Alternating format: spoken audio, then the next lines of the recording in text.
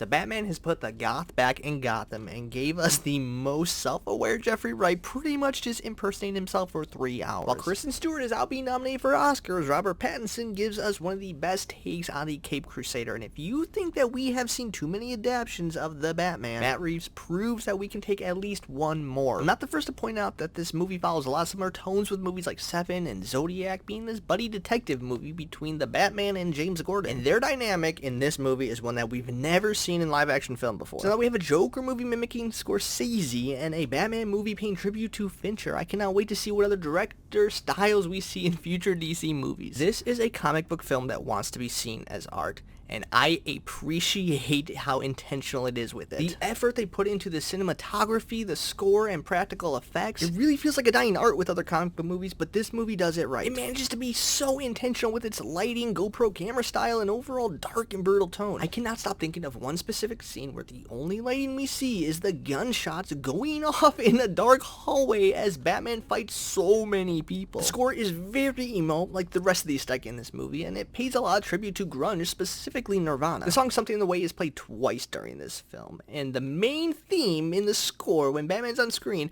follows a very similar melody where you just think that the song is playing on repeat the whole time. Honestly, similar to Kurt Cobain, Bruce Wayne in this movie doesn't really want fame and fortune. He just simply wants to make a difference. And in comparison to other Batman films, we see way less of Bruce Wayne in this movie, and his absence adds to this character trait of someone who is haunted by their past, that they would literally rather put on a mask than face who they really are. The main theme and message that I took away from this movie was parenting and being alone. The lack of parents has always been a motivation for Bruce Wayne, but this time we get to explore that trauma through other characters' parents' issues, not just seeing Thomas and Martha Wayne murdered in an alley. One of the opening scenes fixates on a boy who has just found out his dad has been murdered.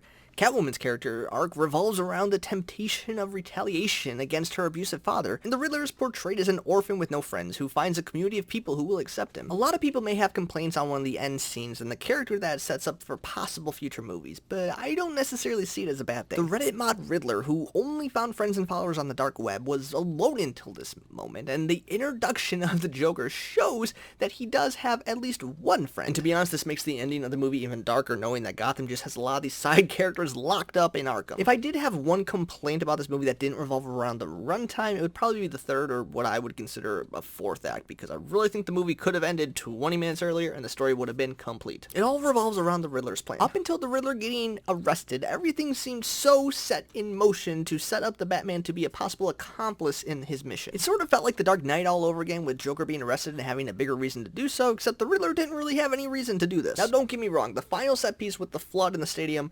incredible to look at. I think the character arc that Batman follows of trying to find hope rather than just vengeance is really inspiring, and I think a positive thing for the DC universe. But it just feels like it fell a little flat compared to how clever the plot was up until this point. It felt like just an extended set piece rather than a clever plot, which is the exact opposite of how the rest of the movie felt. But overall, this movie gives me so much hope for the future of this universe. There were definitely parts I wanted more of, like Alfred, Penguin, the Batmobile. We didn't see a lot of these things, and I felt like they could have been utilized more, but honestly, I think their absence was kind of cool because it did leave me wanting more, and I would rather that than being sick of how much we saw of them. I want more. I want to see more of Penguin in this crime-filled Gotham. I want to see Batman battle Mr. Freeze or Toothpaste while listening to Heart-Shaped Box. I even want to see this kid that was in the background grow up to be Robin. I basically just cannot wait to see the direction that Matt Reeves takes this franchise.